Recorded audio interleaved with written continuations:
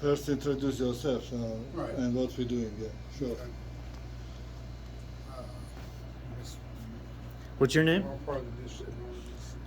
What is your name? What is my name? What is your name, Mark? Oh, Yep, right. gave it away. Okay. You want to start the video over Sure. now? Okay, go. Hey everyone. My name is Mark Jones. I work for DT, and we have an automation solution to present to you guys to show functionality. We can scale over 16 set-top boxes, control each one of them, also simultaneous, and we've also incorporated API to RF function with the remote. I was to say, what do you mean, Mark, that you can control all of them? I can control all of them by How do you do selecting- that? Well, I was about to get to that, but We're going to edit that part out. just trying to give a high-level description real quick. But Yeah, sure. Sorry. Let's start over because I Good. you stopped me and I lost my place. I'm sorry. I am very sorry. All right, so let me do this. Well, what is that behind you? Just because it's big and makes noise. It's a rack. Ooh. Gotcha. Are we actually going to talk about the smart box as well? Because Well, that's just what we're using because that's our That's main Dish job ID, is to yeah. work Yeah, with we can the say- box. So this is how we are working with the box. Yeah. Okay. Yeah. oh yeah, we can show that rack. We have a 16 boxes plugged in. And All right, Mark. Yeah. Go to that side. Now point to the top to the bottom. Oh, Point to okay, the top cool. to the bottom. Yeah, and then I can say what this stuff is. There we go. Right. Okay. Here's your smart box and the whole system. All right, Mark. Let's see what's up with this innovative things. So what we've incorporated, or integrated in with this automation tool is before, the only way we had to control set-top boxes was using an IR controller with IR emitters. Like an IR blaster thing. Yeah. Basically, like an IR blaster. But we figured, wait a minute, they already have APIs that can control these set-top boxes.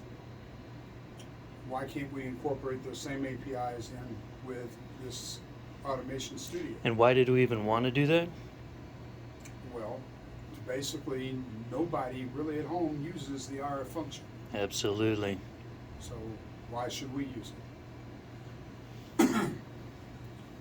However, we do have the ability to switch on the fly from the REST API command to IR if we have to ever test out IR functionality. So you're saying that we can use the computer to control it, or we can use the RF remote to control the boxes? Absolutely. But wait, can we still use the IR remote to do it? Yes. As long as the box is set up to receive IR command. Wow. Tell me more. So what I'm going to do now is I'm going to select just the first 8 boxes. These are our development boxes. Just to give a quick demonstration.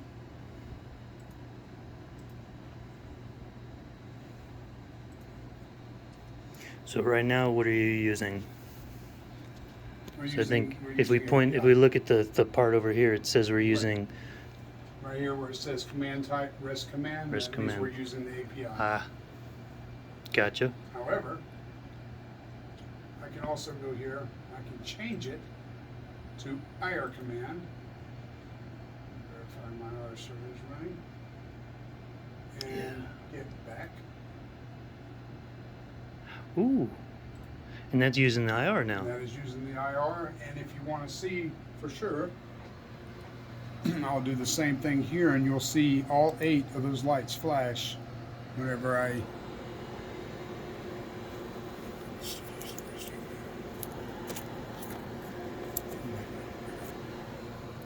Well, we're gonna edit this out. Yeah. Okay. So we're gonna have to edit that part out. Yeah, we're going to have to edit that out. Okay. So we can just say, you know, we can change it on the fly. We don't really have to show them. Now, Mark, can you show me where how do you do the RF part of it? Like, how do you control? I mean, I know how IR blasters work from, you know, Right. decades of using them. I don't like them, but I've seen them working. I've never seen this RF controller before. Well, like I said, we worked with the Danny team to get the APIs that Danny uses, and we designed an enclosure that would house 16 remote boards out of your standard 54 remote. Where did you get this enclosure? Like, how did that work? Well, we designed it and we had it 3D printed. Wow. Okay. And we also have, for the chipset that we have attached to the board, to the remote board, is Adafruit 4400. Okay. And we have that actually soldered in on the board to act as a controller. So it's something. Actually, You have an this is example it right of what here. it looks like?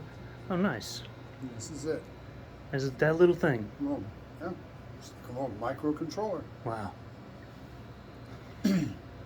And from there, we have them going to USB hubs, which those two USB hubs then connect into the back of our automation studio, which then allows the studio itself to talk to each remote, so we can use it and we pair it just like you do at home. Wow. Each remote is paired to a specific box.